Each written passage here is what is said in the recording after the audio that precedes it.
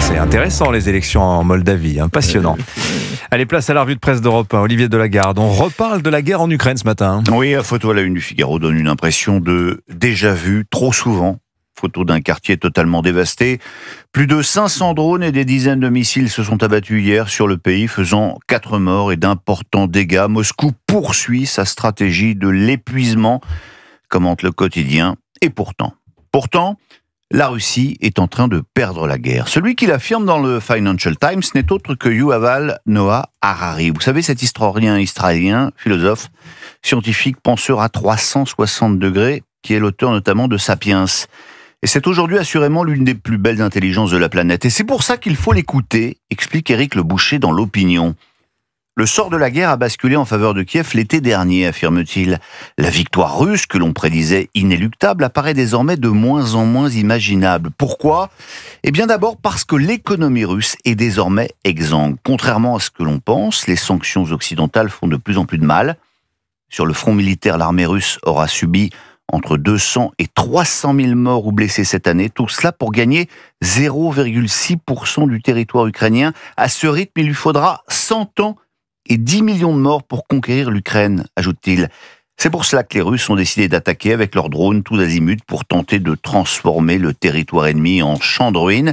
Mais cette stratégie a échoué sur le plan psychologique car les Ukrainiens résistent. La victoire ukrainienne est déjà décisive et irréversible, écrit-il, et c'est probablement ce qui explique d'ailleurs les nouvelles déclarations de Trump sur l'Ukraine qui pourrait regagner la totalité de son territoire, à en croire le président américain face à des Russes qualifiés de tigres de papier. C'est donc l'avis de Yuval Noah Harari dans le Financial Times, rapporté par Éric Le Boucher de l'Opinion. Quoi d'autre ce matin ? La présidente du tribunal qui a condamné Nicolas Sarkozy aurait dû se déporter, c'est-à-dire demander à ce qu'elle ne juge pas cette affaire.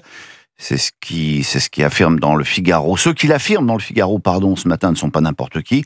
Il s'agit de Noël Lenoir, juriste, ancienne membre du Conseil constitutionnel, et Jean-Éric Chotel, ancien secrétaire général du même Conseil constitutionnel. On y reviendra beaucoup plus longuement dans une heure dans la revue de presse de 8h50. Tout comme nous reviendrons sur la stratégie de Sébastien Lecornu.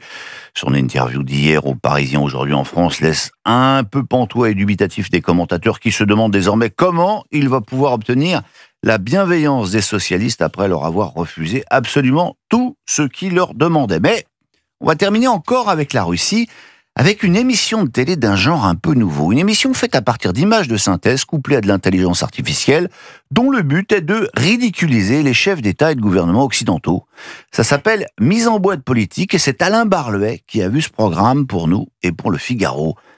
La présentatrice n'existe pas, c'est l'avatar d'une députée russe particulièrement virulente. Dans son émission, on découvre des interviews ou des reportages sur Boris Johnson, Friedrich Merz ou Donald Tusk, qui sont évidemment complètement bidon, mais visuellement bluffant parce que les images sont des faux parfaits.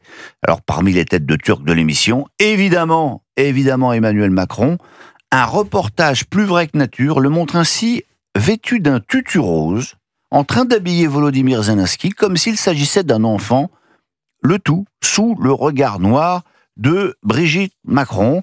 Voilà, un détail, tout cela n'est pas diffusé sur une obscure chaîne du web, mais sur une des grandes chaînes nationales publiques russes, de quoi on l'espère ne pas trop inspirer France Télé.